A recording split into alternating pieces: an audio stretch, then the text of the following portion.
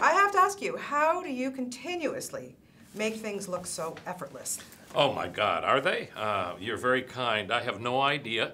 I love what I get to do, the people I get to do it with. I feel like I'm one of the luckiest guys on the planet. I work my butt off. And the reason I work my butt off is that when I get in front of the camera, in front of an audience to do a concert, if I screw up, I want to make sure it's not my fault. Meaning, I've done everything I know how to do. I've practiced what I know how to practice. I've learned what I know how to do. And then I go try to do my best and do the best I can. And it's out of my hands. So, you know, I never know what's going to happen. I really have no idea how I work in some ways.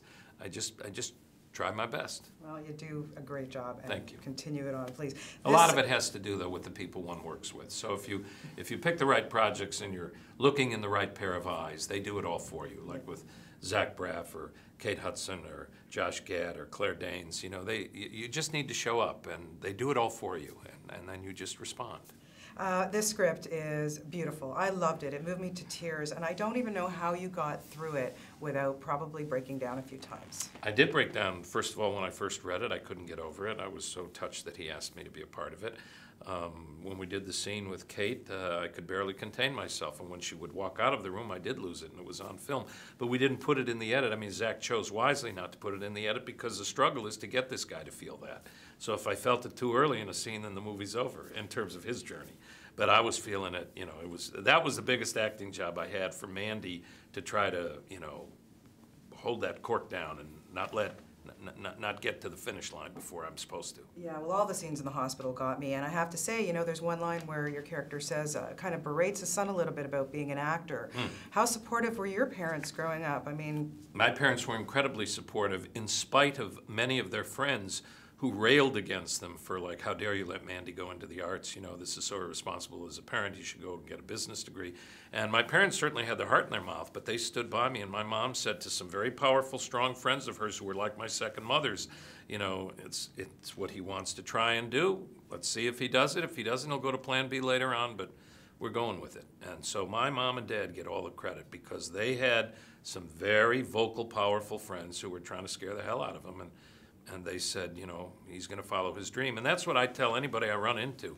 If you have some kind of dream, anything, whatever it is, you know, go for it. You know, what's the worst that can happen? You know, go to dream too. Exactly. How did Zach cut it, not only as a writer, director, wearing all the hats, but as a son? He's beautiful. I mean, I read the script. It's who I am. I'm a father. I have two sons, just about their age. And so I couldn't ask for better sons, both these guys. And it's real, you know, there's great love in our family and great stuff, you know, as all fathers and sons have, but it's rooted in love. And the trick of this movie was to get that love to, you know, just take over the room. Yeah. And that's the goal, to turn darkness into light, to connect. That's my favorite word in life, to connect. And this movie is wakes you up. That's what it's about. It's called Wish I Was Here, and it's about wake up, don't waste a day. You only get so many, don't screw it up. Exactly. Okay, so I have to, because this is a family film, yes. And for me, and especially growing up in a Jewish family, yeah. What connects a family? Food. What was your favorite meal that your mom used to make you? Tuna burgers. It's in my mother's cookbook, Grandma Dorley's family cookbook, or Grandma Dorley's Jewish family cookbook or something. It's tuna burgers. It was made by Mrs. Block when I was in the 2nd grade. I went over to her house for lunch. Her son was David Block.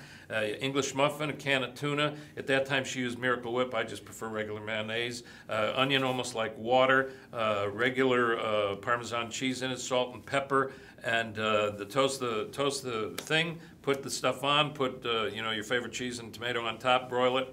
You're in heaven. That's amazing. My food. Amazing, amazing. Thank you so much. So lovely to see you again. And You're congratulations welcome. on this. Thank you. Thanks for being here.